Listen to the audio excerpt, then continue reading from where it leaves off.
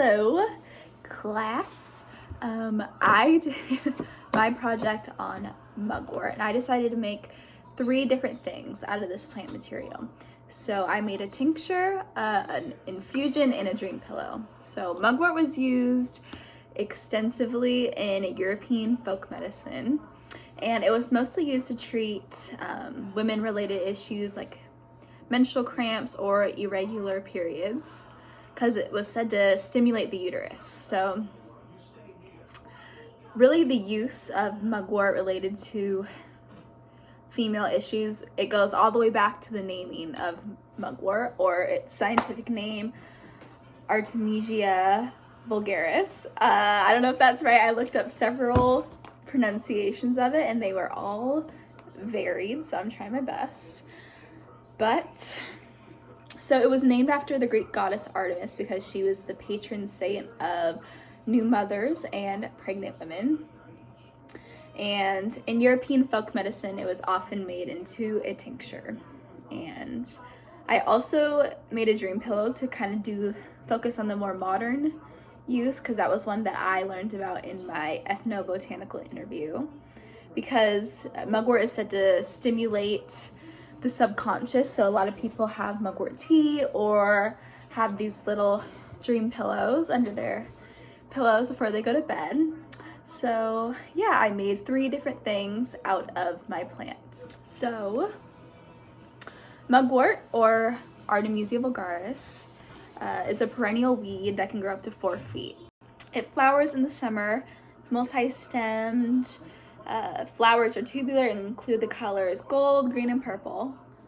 And it typically grows in loamy or sandy soils in forested areas, coastal strands, and even along roadsides and highways. Like, really, this plant can grow anywhere. Gotta be careful with it. Once you plant it, it's really hard to get rid of. It's an invasive species in some states and can disrupt the other species that are there, so you have to be careful when you're planting mugwort.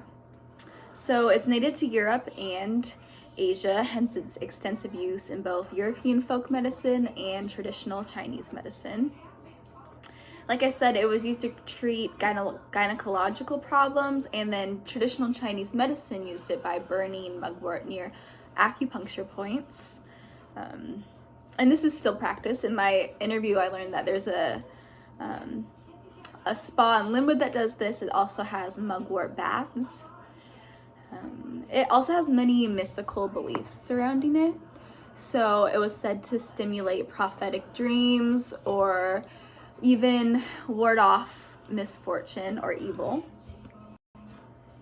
So the leaves are mostly used for its main uses because of its really strong essential oils and then the properties associated with those. The essential oil and the other constituents are said to have many properties, including antioxidant, cytotoxic, antibacterial, and antifungal properties.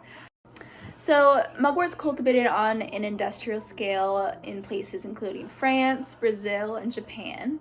It's propagated by seeds, and it really doesn't need much care while growing. Like I said earlier, it's quite invasive. It can take over a whole garden if you're not careful. So it's really not hard to grow at all.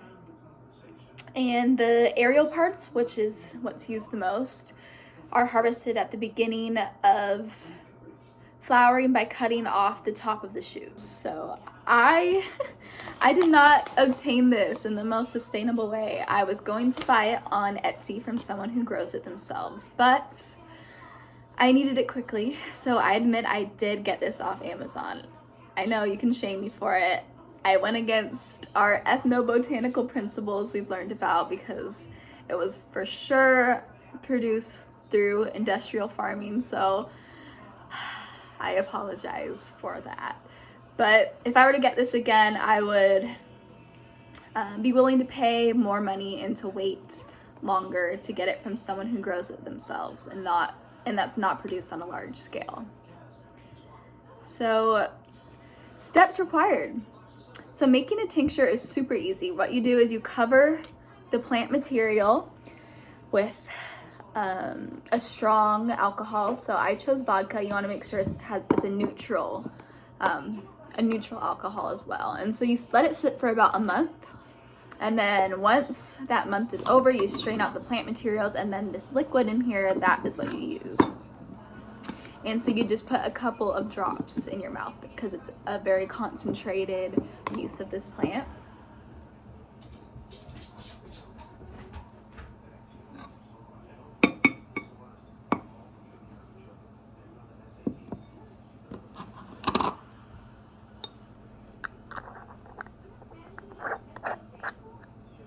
And then steps required for making a dream pillow is super simple. You need some of these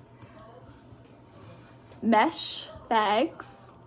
So you can get them at like a craft store, and then you put some of the plant material in the bag, and usually they're mixed with some other soothing plants like lavender or chamomile. And then you'd put this under your pillow, maybe give it a little sniff before bed. It smells quite nice. It smells kind of like a tea or lavender, and the smell is what's supposed to stimulate those vivid dreams. A lot of people say and sell it online claiming that it produces like lucid dreaming or astral travel. So some of the mystical beliefs surrounding mugwort still persist to this day. And then making an infusion is super simple as well. So what I did was I found a recipe online. I measured about 2 tablespoons of the mugwort. I rinsed it off because that's what the packaging said to do. And then I put it in a pot with about 8 ounces of water, and then you're supposed to let it simmer for about 20 minutes. I also added some cinnamon for more flavor. And you just let that simmer, and then when it's done, you pour it into your cup, and then you have your mugwort infusion.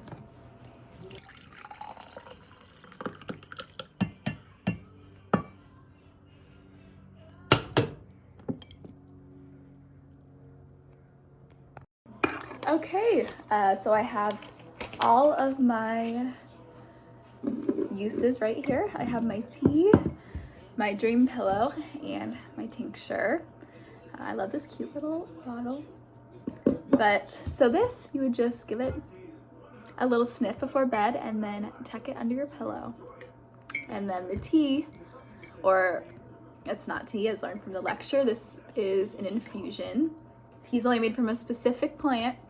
So let's give this infusion a try. I don't want to get any chunks.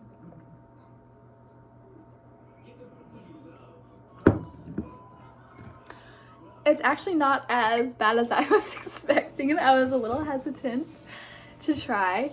It's a little bitter. Maybe I let it simmer for too long. The packaging did say 20 minutes, so I thought it was a decent amount of time. I did add cinnamon, which I think made it taste better too, but it actually tastes pretty good.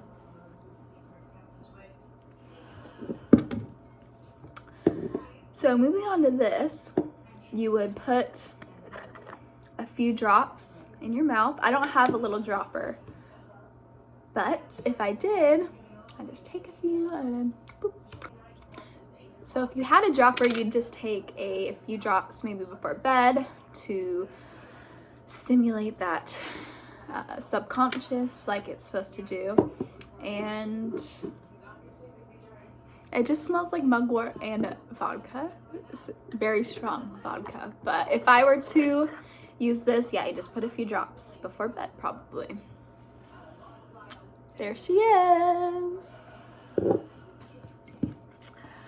Okay, well, I really enjoyed exploring the uses of mugwort. I closely relate to a lot of the issues it's said to treat, so like the menstrual cramps and all of that. So maybe if I find that it works for me, I might use it more. I've been experimenting with the smell of it in the dream pillow. I actually really like having it under my pillow and smelling it before bed. It's really calming and soothing. I'm not sure if there's been any impact on my dreaming. I already have very crazy dreams, so I don't know if it would do much for me, but I really like the smell of mugwort, and I really enjoyed exploring its historical and even its modern uses. So thank you for watching.